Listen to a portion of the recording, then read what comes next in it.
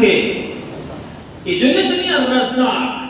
এবার পৃথিবীর প্রত্যেকটা প্রাণী একই খাবার খায় না আলাদা আলাদা খায়?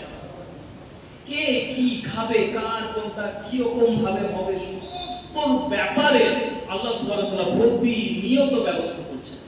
এজন্য একটা বিখ্যাত হাদিস আছে যে যদি তোমরা আল্লাহর উপরে সেইভাবে ভরসা করতে যেভাবে একটা পাখি সকালবেলাতে না খেয়ে বেরিয়ে যায় আবার খেয়ে কি করে বাসাতে ফেরে, এরকম যদি তোমরা ভরসা করতে তাহলে আল্লাহ তোমাদেরকে ওইভাবে খাওয়াতো। ইমাম গাজ্জালী রাহিমাহুল্লাহ তাআলা বলেছেন যে এই হাদিসে যদি খুব গভীরে আমি ব্যাখ্যা করতে যাই, নিজে কিতাবে এটা ব্যাখ্যা করছেন যে তাহলে হতে পারে যে মানুষের সমস্যা হয়ে যেতে পারে, মানুষ এটা নিতে পারবে না। তো এখন এই প্রাণীগুলো তাকান, এই 600 কোটি দইয়ের পক পক করে খেয়ে নিলেন তিন মুখে আপনি 200 কোটি করে ব্যাকটেরিয়া পেলেন। তো এই প্রত্যেকটা ব্যাকটেরিয়ার খাবারের ব্যবস্থা করেছেন কে? আল্লাহ সুবহানাহু ওয়া তাআলা। তাদেরকে বাঁচিয়ে রেখেছেন কে? আল হাই। আল্লাহ সুবহানাহু ওয়া তাআলা হচ্ছে লিভিং গড। আল্লাহ সুবহানাহু ওয়া তাআলা যেন হাই, তিনি জীবিত, তার অস্তিত্বে সমস্ত কিছুর অস্তিত্ব, প্রত্যেকটা বিষয়ে ইনি হচ্ছেন আমাদের রব, যারা আমরা ইবাদত করি।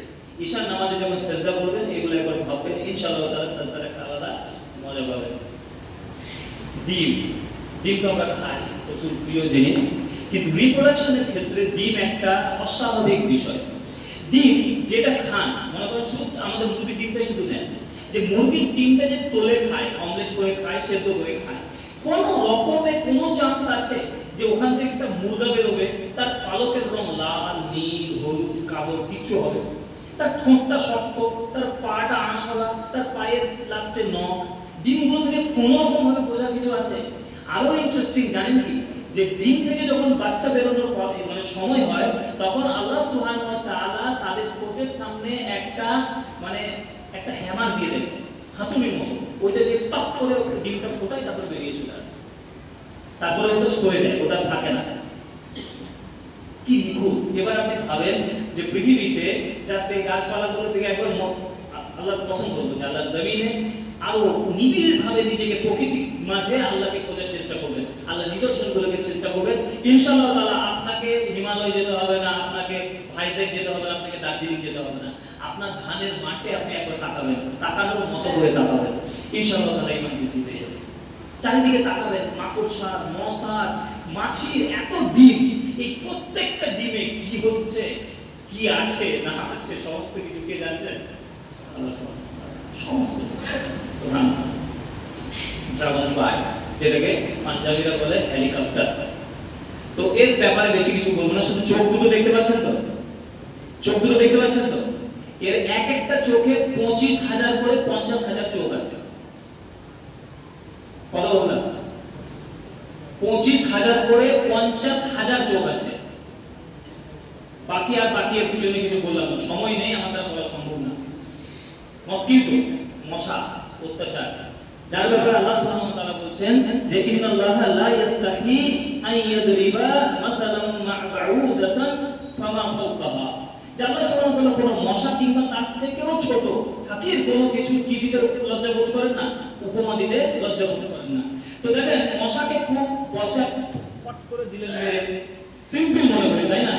মশা শুধু সুঁড়টার দিকে তাকান, যে সুঁড়টাতে ও রক্ত চষে সেখানে 6টা পাইপ থাকে। কয়টা বললাম? মশার সুঁড়ে যেটাতে রক্ত চষে সেটাতে 6টা পাইপ থাকে। একটা পাইপে প্রথমেই ও রক্ত টেস্ট করে, দেখে যে অ্যাকচুয়ালি রক্তটা ও খাবে কি খাবে না। তার জন্যই দেখবেন বলে যে ভাই কি ব্যাপার, তোকে কামড়ায় না আমাকে কামড়ায়। আসলে ও টেস্ট করে ফেলেছে যে আপনাকে খাওয়া যাবে না। প্রথমেই ও টেস্ট করে, তারপরে ড্রিল করে, তারপরে পুরো আমরা যেরকম ভাবে পাইপ ঢোকাই ওইরকম ভাবে আপনার শরীরে পাইপ ঢোকাই এবং সেটা বার করে। আশ্চর্য হয়ে যাবে যে এই রক্তের মধ্যে ওদের খাবার থাকে। কি থাকে? খাবার থাকে। দেখুন পাশের যে মশাটার পেটটা পুরো লাল, কিন্তু এই রক্ত নেওয়ার সঙ্গে সঙ্গে ও পেছন দিয়ে পেচ্ছাপ করে দেবে। যে পেচ্ছাপটা করবে সেটা পিওর পানি, টোটাল রক্তের মধ্যে যা হিমোগ্লোবিন যা কণা আছে সেটা মুহূর্তের মধ্যে শোষণ করে পুরো পানিটা বাইরে ফেলিয়ে দেয়। এই মেকানিজম কি চারটিখানি মেকানিজম? মশা ভাই, মশা।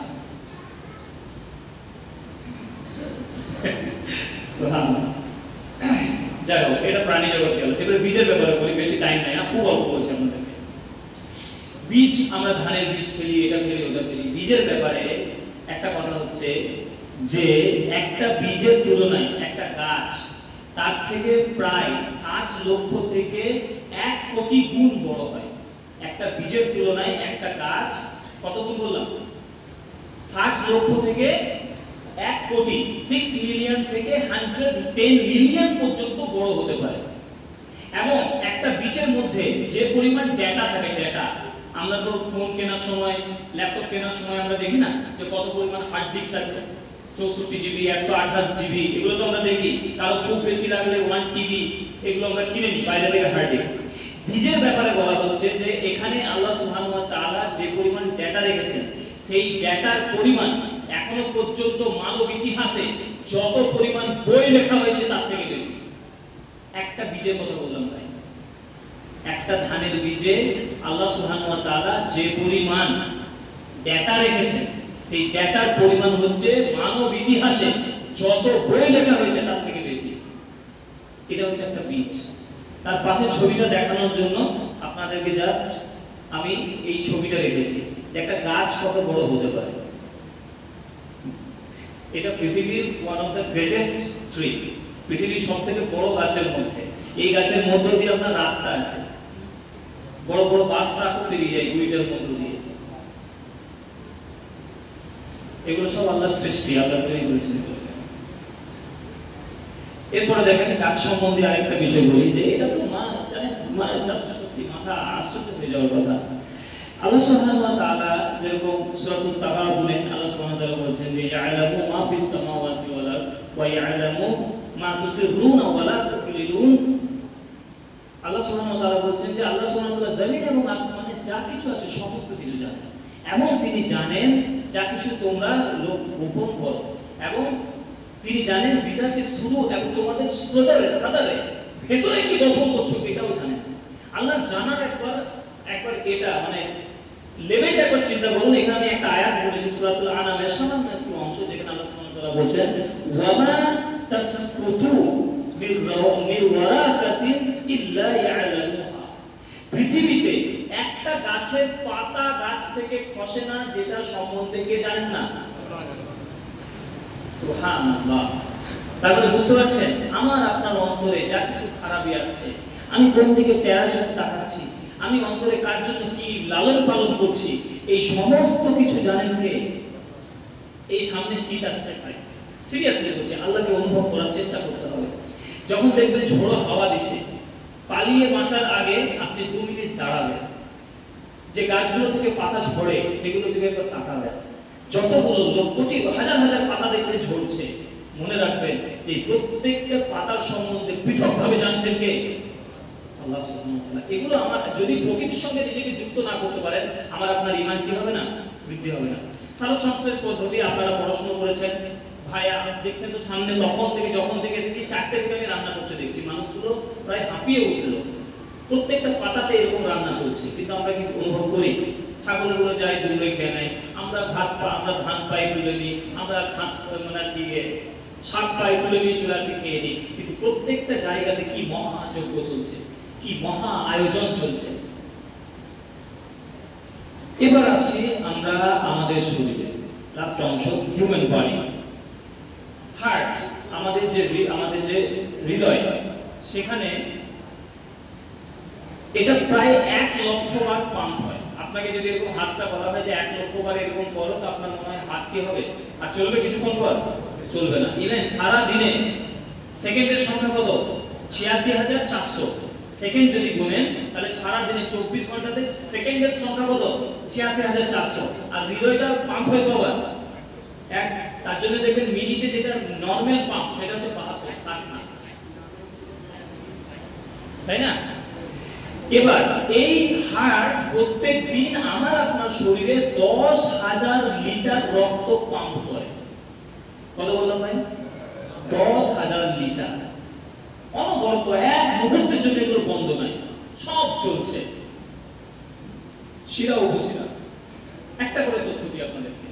আমাদের শরীরে যে পরিমাণ শিরা উপশিরা আছে, এগুলোকে যদি শুধু যুক্ত করা হয়, যদি যোগ করে করে করে করে লম্বা করি, তো এটা যে পরিমাণ লম্বা হবে সেটা হচ্ছে 1 লক্ষ কিলোমিটার। মানে আমার শরীরে যে পরিমাণ শিরা উপশিরা আছে, এটা দিয়ে আমি গোটা দুনিয়াকে 2.5 প্যাঁচ মারতে পারবো। বুঝতে পারছেন? এগুলো আল্লাহ আমাদেরকে বানিয়েছেন। ফুসফুস 23,000 বার আমরা এটা মানে নিঃশ্বাস প্রশ্বাস নেয় ছাড়ে 23,000 বার। এটা আমি আপনি বুঝতে পারি যে এই কাজগুলো আমার ভিতরে হচ্ছে। ভাবেন এইগুলো দিয়েছে, এইগুলো নিয়ে কার বিরুদ্ধে তাকাবো? আল্লাহর বিরুদ্ধে। কার নাফরমানি? আল্লাহর নাফরমানি। সুবহানাল্লাহ। চোখ, চোখের ব্যাপারে দুটি বিষয়। যে প্রথম বিষয় বলি যে আমাদের এই যে চোখ পাতা মারি না, সুবহানাল্লাহ, আজকে আমি ট্রেনে আস্তে আস্তে অনেক ভাইয়ের দিকে তাকাচ্ছিলাম যে ওদের আসলে চোখগুলো পিট পিট পিট করে মারছে, মানে পাতাগুলো পড়ছে। এটার সংখ্যা সারা দিনে দাঁড়ায় 12,000। কত বললাম? আপনাকে যদি বলা হয় ভাই বসে বসে আপনি 12,000 বার এরকম করেন, আপনার চোখে ব্যথা শুরু হয়ে যাবে, আপনি কপাল নিয়ে আর থাকতে পারবেন না। কিন্তু আপনি অজানাতে আপনি কি করছেন? চোখগুলো এরকম বসে। এর কারণ কি? এর কারণ হচ্ছে চোখের ভিতরে মাঝে মাঝে কি আছে? ধুলোকণা আছে, সেগুলোকে কি করা হয়? পরিষ্কার করা হয়। আমাদের যে পাপড়ি, এই পাপড়িগুলো চেনের মতো কাজ করে। আপনি যখন ঘুমাবেন তখন নিচের পাপড়ি আর উপরের পাপড়িগুলো কি হয়ে যায়? যুক্ত হয়ে একটা চেন তৈরি করে, যেটা আপনার কোনো মতে চোখে কি যেতে দেয় না, ভালো করে আলো যেতে দেয় না। সবথেকে বড় আরো বেশি আপনারা যেটা আকর্ষিত হবেন সেটা হচ্ছে যে আমরা ফোন কেনার সময় অনেক ভাই আছে যারা ক্যামেরার দিকে বা অন্যান্য ফিচারসের দিকে খুব নজর দেয়। তো এখনো পর্যন্ত আমার জানা মতে আইফোন যেটা প্রো 14 সেটা 14 মেগাপিক্সেলের। কত মেগাপিক্সেল? 14 মেগাপিক্সেল। আমাদের চোখ হচ্ছে 576 মেগাপিক্সেল। আমাদের চোখের যে ক্যামেরা সেটা কত? সো মানুষের দ্বারা কখনো শুধু 76 করা সম্ভব না, 576 তো দূরের কথা। বুঝতে পারছেন? আল্লাহ দিয়েছে এমনি এমনি এমনি। সুবহানাল্লাহ। মানব কোষ, এটা আরো আশ্চর্য হবে যে আমাদের শরীরের ভিতরে প্রচুর পরিমাণে কোষ থাকে, তাই না? যারা পড়াশোনা করেছেন তারা জানেন যে ছোট্ট ছোট্ট কোষ দিয়ে আমাদের শরীরগুলো কি তৈরি। তো এর সংখ্যা হচ্ছে 1 ট্রিলিয়ন। 1 ট্রিলিয়ন। 1000 বিলিয়ন সমান হচ্ছে 1 ট্রিলিয়ন। 1 বিলিয়ন মানে হচ্ছে 100 কোটি। এবারে 100 গুণিত 1000 এত কোটি, এইটা হচ্ছে আপনার কি 1 ট্রিলিয়ন। এটা বিজ্ঞানীরা বোঝানোর জন্য বলেছে যে ইংল্যান্ডের মতো যদি 30টা দেশ না হয়, কয়টা দেশ? 30টা। ইংল্যান্ডের মতো দেশ, ইংল্যান্ডে কোনো কিছু থাকবে না, কোনো কিছু থাকবে না। এই 30টার মতো ইংল্যান্ডের দেশকে এক জায়গাতে করে শুধু যদি গাছ লাগানো হয়, শুধু গাছ, প্রত্যেকটা গাছে যদি 10,000 পাতা থাকে, তাহলে এই 30টা ইংল্যান্ডের সমান ভূমিতে যে পরিমাণ গাছের পাতা আছে সেটা হচ্ছে 1 ট্রিলিয়ন। এত পরিমাণ কোষ আমার আপনার শরীরে কি হয়? আছে। মজার বিষয় হচ্ছে প্রত্যেকটা কোষে আপনি দেখেন, আমার ডিটেইলসে বলার নেই, এখানে মাইটোকন্ড্রিয়া থাকে, সাইটোপ্লাজম থাকে, রাইবোজোম থাকে, অনেক কিছু থাকে, তাই না? এইগুলোতে অ্যাকচুয়ালি আমাদের খাবার তৈরি করা হয়, বিভিন্ন কাজ করা হয়। বিজ্ঞানীরা বলছে যে মানুষের একটা কোষে, এই কোষটা আপনি খালি চোখে দেখতে পাবেন না, মাইক্রোস্কোপ দিয়ে দেখতে হবে, হাই রেজোলিউশনাল মাইক্রোস্কোপ দিয়ে দেখতে হবে। এটাতে বিজ্ঞানীরা বলছে যে পরিমাণ কার্যকলাপ আছে, এটাকে যদি আমি বাইরে দেখাতে চাই যে একটা কোষের ভিতরে কি কি ফাংশন হয়, এটা যদি ডেমনস্ট্রেট করতে চাই, দেখাতে চাই, তাহলে নিউ ইয়র্কের মতো একটা বড় শহর লাগবে, যেটা শুধুমাত্র দেখানোর জন্য লাগবে যে একটা মানুষের কোষের কি তৈরি হয়, কাজ কি হয়। ব্রেন, ব্রেন, আমরা আমার কথা শুনছেন, এর সঙ্গে আরো পাঁচটা অনেক কিছু চিন্তা করছেন। এই ব্রেনের কোষের সংখ্যা হচ্ছে প্রায় 10 বিলিয়ন। 10 বিলিয়ন। আর এখানে প্রত্যেক সেকেন্ডে, প্রত্যেক মিনিটে 1 লক্ষটা চেন রিঅ্যাকশন হয়। কয়টা বললাম? Chain reaction. মানে কি? ভাবেন আমার এই ঘাড়ের পেছনে একটা মশা বসেছে, এরকম করে যে মেরে দিলাম, বুঝতে পারছেন? এই যে মেরে দিলাম, এই কাজটা মোটে সহজ না। এজন্য দেখবেন সামান্য যদি প্যারালাইসিস হয়, আপনি যখন খেতে গিয়ে মুখের পরিবর্তে নাকে ঢুকিয়ে দিচ্ছে, হয় কি হয় না? কারণ যদি হাত কাঁপে সে আর ছুঁচে ভরতে পারবে শুধু। তো আপনি যে পারেন, এর কারণ কি? আপনার ব্রেইনটা কি হয় এখনো পর্যন্ত ফাংশন করছে। প্রত্যেক মিনিটে এই যে 1 লক্ষ চেইন রিঅ্যাকশন হয়, এর জন্য আপনি সুস্থভাবে চটি করেন, সুস্থভাবে চাটা খান, চা গরম চা মুখে না দিয়ে গায়ে ঢালেন না, এই সমস্তটার ফল হচ্ছে কি? এই 1 লক্ষ চেইন রিঅ্যাকশন। এখানে কানেকশন আছে। যারা আপনার ওই নিউরনের কোষ সম্বন্ধে পড়েছেন তারা জানেন যে লাস্টের দিকে যে ডেনড্রাইট থাকে সেই দুটো মিলে আরেকটা কোষের সঙ্গে যুক্ত হয়, এগুলোকে কানেকশন করে। তো কোষের মধ্যে মানে ব্রেনের মধ্যে প্রায় 100 ট্রিলিয়ন 100 ট্রিলিয়ন কানেকশন আছে। এর মধ্যে যদি 5টা খারাপ হয়ে যায় তাহলে তাকে আর আমরা নরমাল মানুষ বলি না, কি বলি? ও একটু তার কাটা, তো বলি আমরা কি একটু তার কাটা। আর যাকে ভুল পাগলা দেখেন তার হয়তো খুব বেশি হলে 100-200টা কানেকশন খারাপ, টোটাল ভুল। ও ব্যাঙও খায়, সাপও খায়, কোথায় ঘুমায় কিছু জানে না, শুধুমাত্র এই কানেকশনের জন্য। এখানে যতজন বসে আছেন আশা করছি কেউ আমরা পাগল না, আল্লাহ আমাদেরকে হেফাজত করুন। তার মানে এই প্রত্যেকটা 100 ট্রিলিয়ন, 1 ট্রিলিয়ন মানে বললাম 30টা ইংল্যান্ডের সমান পরিমাণ যে গাছের পাতা, সেটা এইরকম 100 মানে 3000 ইংল্যান্ডের সমান পরিমাণ যদি যে পাতা হবে, সেই পরিমাণ পাতার কানেকশন আমাদের ব্রেনে। আমাদের প্রত্যেকের সবগুলো কানেকশন ঠিক আছে বলে আমি আপনি সুস্থ। সুবহানাল্লাহ। এগুলোকে ঠিক রেখেছেন কে? আল্লাহ সুবহানাহু ওয়া তাআলা। সিমেন্স, এটা বেশি বিস্তারিত বলবো না। বীর্যের ব্যাপারে আল্লাহ সুবহানাহু ওয়া তাআলা কোরআনে বলেছেন যে তোমাদেরকেই তো আমি সৃষ্টি করেছি, তোমরা কি কখনো একবার বীর্য নিয়ে দেখেন? আল্লাহ লজ্জা পান, কারণ আল্লাহই তো সৃষ্টি করেছেন। আমরা বীর্যকে যে সেন্স থেকে দেখি, যে সেক্সুয়াল ওরিয়েন্টেশন থেকে দেখি, আল্লাহ কি দেখেন? আল্লাহ তো দেখেন, আল্লাহ তো আমাদেরকে তৈরি করেছেন। তো এই বীর্যের ব্যাপারে বলা হচ্ছে যে ন্যাশনাল জিওগ্রাফিতে আছে, যদি কেউ দেখতে চান তাহলে দেখবেন যে কি মানে দীর্ঘ এর পথ পুরুষের কাছ থেকে যখন বীর্যটা বেরিয়ে গর্ভাশয়ে যায়, যখন প্রথম জাইগোট তৈরি হওয়ার জন্য ওটাকে মানে ওভারিটাকে যখন প্রথম গর্ভাশয়ে গিয়ে প্রথম যে নিক্ষিপ্ত হয়, একটা সিমেন্সে পুরুষ থেকে যে বীর্যটা নিক্ষিপ্ত হয়, এখানে যে পরিমাণ বীর্য থাকে 120 কোটি মানুষ তৈরি হবে একবারে। কত বললাম?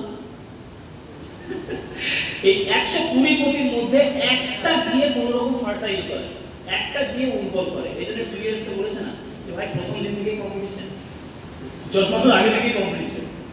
তো এইটা হচ্ছে কম্পিটিশন, যে আপনি যাচ্ছেন প্রথম দিন থেকে প্রতিযোগিতা শুরু। আমাদের মানে আপনি তৈরি হয়েছেন প্রতিযোগিতা দিয়ে। কেউ একজন প্রতিযোগিতায় ফার্স্ট হয়েছেন বলে আপনি আজকে অস্তিত্বে এসেছেন। 120 কোটি, এগুলো আল্লাহ সুবহানাহু ওয়া তাআলা চিন্তা করতে পারছেন। তো আমি যা কিছু আলোচনা করলাম, এরপরে যে আয়াতগুলো আছে আমার এখানে অন্য জায়গায় আছে, এটা দেখুন সূরা ইনফিতারের কিছু আয়াত আছে।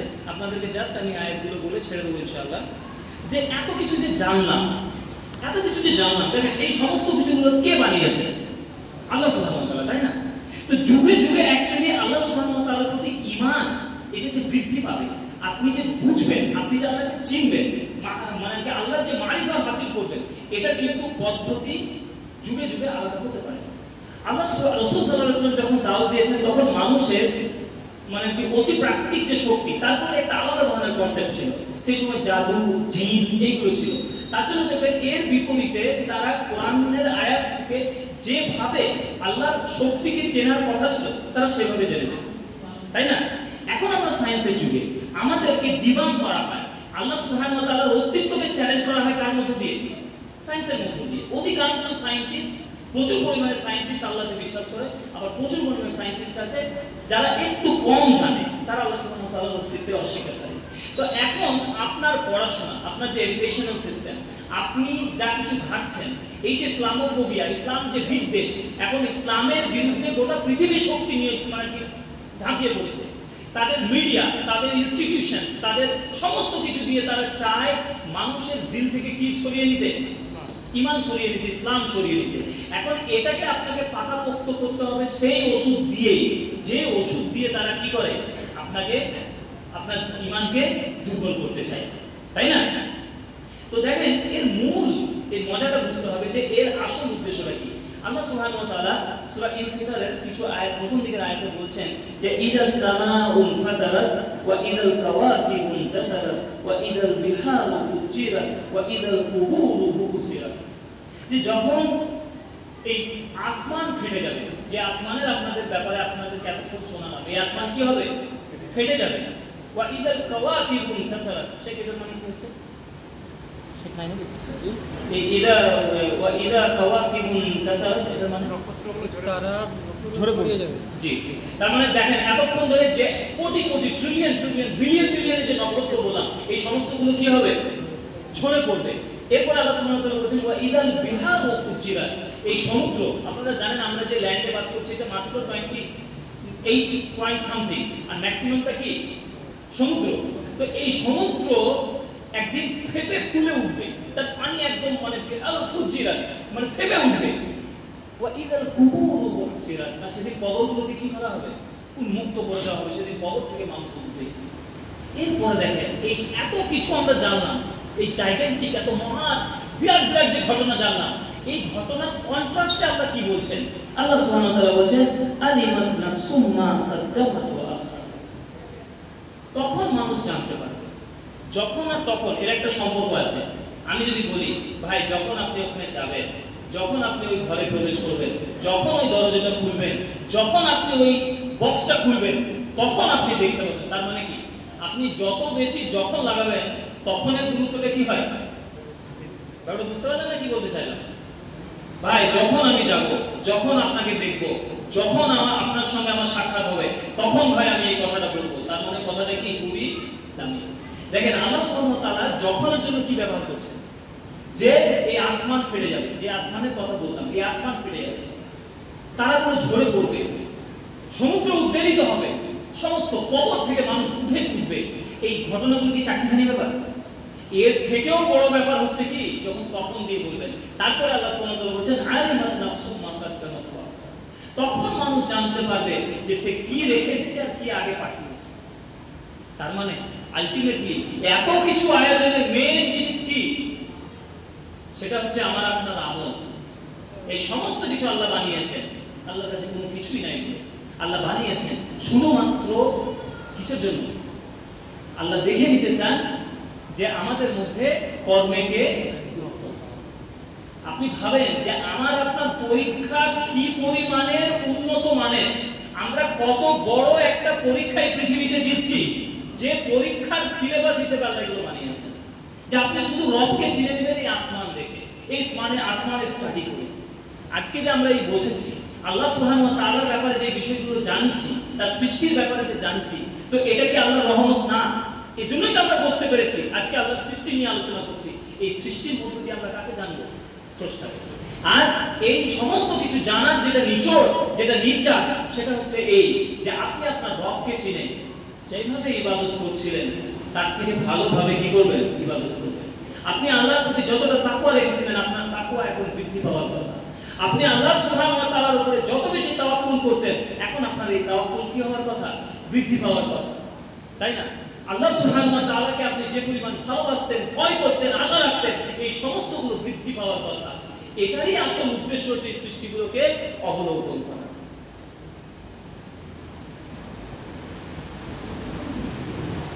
এটার পরে যেটা আমি লাস্ট যেটা রেখেছি যে মানে এখানে ভাই ওই আয়াতটা করি, ওই আয়াতটা এলো না, আমি দুটো ওখানে সেট করেছিলাম, আমি জানি না পেরিয়ে গেছি নাকি। লাস্ট কথা ভাই আমার যে কোরআনে যে মাক্কি এবং মাদানী কোরআন বলছিলাম, এই পরিচয় আপনি কোথায় পাবেন? ব্যাকে যাবেন। এই পরিচয় আপনি মাক্কি কোরআনেও পাবেন, মাদানী কোরআনেও পাবেন। মাক্কি কোরআনে বেশুমার আল্লাহ সুবহানাহু ওয়া তাআলার কার ব্যাপারে আছে? আল্লাহর ব্যাপারে, পরিচয়ের ব্যাপারে আছে। কিন্তু বলেন তো কোরআনের মধ্যে সাইয়্যিদুল আয়া কোনটাকে বলা হয়? আয়াতের শর্ত কোন আয়াতকে বলা হয়? আয়াতুল কুরসি। তো আয়াতুল কুরসিটা টোটালি কার জন্য? টোটালটা আল্লাহর পরিচয়ের জন্য। তো বলেন তো যে আয়াতুল কুরসিটা মাক্কিতে আছে না মাদানীতে আছে? মাদানীতে আছে। ইন্টারেস্টিং বিষয় হচ্ছে যে এই আয়াতুল কুরসির পরের আয়াতটা কি? ফামা ইয়াকুরু বিত-তাগুত ওয়া ইউমিনু বিল্লাহ। তোমরা এটা করবে, তোমরা দেখেন আয়াতটা আমি দিয়ে দিয়েছি দুটোই, যে এই কন্ট্রাস্টটা বুঝতে হবে ভাই যে আল্লাহর পরিচয়ের সঙ্গে এই জিনিসগুলোর কি সম্পর্ক। আপনি সূরা এটাতে অন্য যে কোনো জায়গায় আসতে পারতো, তাই না? তাগুত এবং ঈমানের বিষয়টা কেন আল্লাহ পরে পরিচয় পরে পরে এটা এলো? কারণ আপনি যদি আয়াতুল কুরসি পড়েন তাহলে আপনি আল্লাহ সুবহানাহু ওয়া তাআলা সম্বন্ধে জানতে পারবেন যে তিনি হচ্ছেন আল হাই, তিনি হচ্ছেন চিরঞ্জীবী, তিনি এমন এক সত্তা যাকে নিদ্রা পর্যন্ত স্পর্শ করে না, সমস্ত ইলম তার কাছে, কারো কাছে কোনো শাফাআতের ক্ষমতা নাই। টোটালটা আল্লাহ সুবহানাহু ওয়া তাআলা জাতে বারি তাআলা সম্বন্ধে পরিচয়।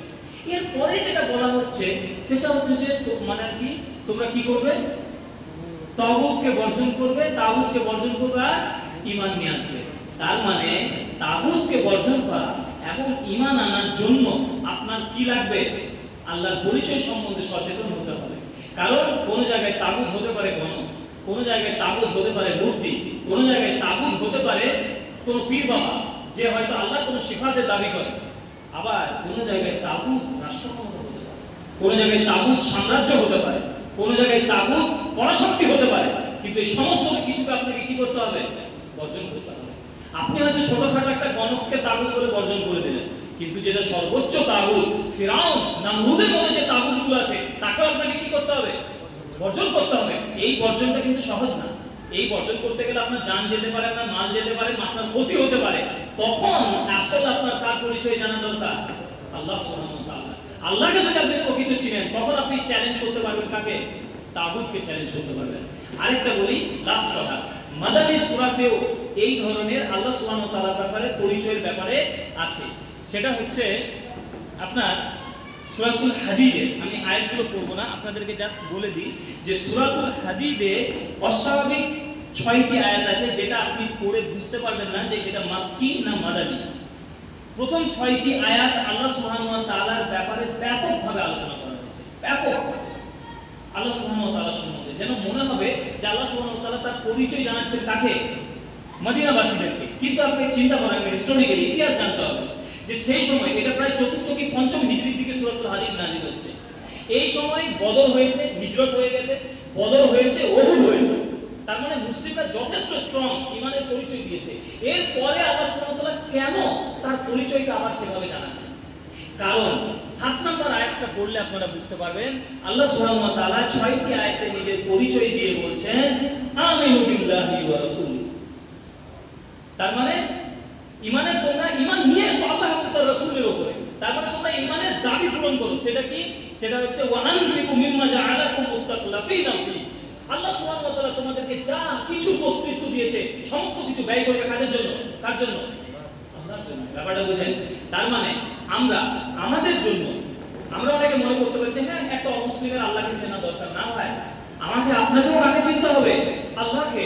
আল্লাহ সুবহানাহু ওয়া তাআলাকে যদি না চিনেন আল্লাহর জন্য ব্যয় করতে পারবেন না। আপনাকে যা কিছু মুস্তাখলাফিনা ফিকুম, তোমাদেরকে যা কিছু দেওয়া হয়েছে, কাউকে দেওয়া হয়েছে অর্থ, কাউকে মেধা, কাউকে শারীরিক শক্তি, কাউকে সাংগঠনিক শক্তি, কাউকে কোনো সমাজের প্রভাব তাকে দেওয়া হয়েছে। এই সমস্ত কিছুকে ব্যয় করতে হবে কার জন্য? একমাত্র আল্লাহর জন্য। এজন্য ভাই মাক্কি কুরআন এবং মাদানী কুরআন সর্ব অবস্থায় আমাদেরকে আল্লাহ সুবহানাহু ওয়া তাআলার পরিচয়ের ব্যাপারে কি হতে হবে? সিরিয়াস হতে হবে। যদি এটা রিনিউ করতে হবে, আজকে জানলেন এরকম না। আর আপনাকে নিজেকে কোনো পদ্ধতি বার করতে হবে যার মধ্য দিয়ে আপনি বারবার আল্লাহ সুবহানাহু ওয়া তাআলার আয়াতগুলোকে এনকাউন্টার করতে পারেন। আপনি একা হাঁটবেন, শুধুমাত্র আসমানের দিকে তাকাবেন, কোনো পাখির দিকে তাকাবেন, কাছ থেকে কোনো পোকাকে দেখবেন, কোনো মৌমাছিকে দেখবেন, কোনো পাতাকে দেখবেন, কোনো কাটা গাছকে দেখবেন, যে কি নিপুণ আল্লাহ সুবহানাহু ওয়া তাআলা তৈরি করেছেন। এইগুলো যখন আমার আপনার মধ্যে বিল্ড হবে, তৈরি হবে, তখন একদম শেষে নিয়ে যাবে, তখন একদম শেষে, হ্যাঁ এটাই থাকে। তখন অ্যাকচুয়ালি আমি আপনি কি করতে পারবো? আল্লাহ সুবহানাহু ওয়া তাআলার উপরে সেইভাবে ঈমান আনতে পারবো যেভাবে সাহাবীরা ঈমান এনেছেন।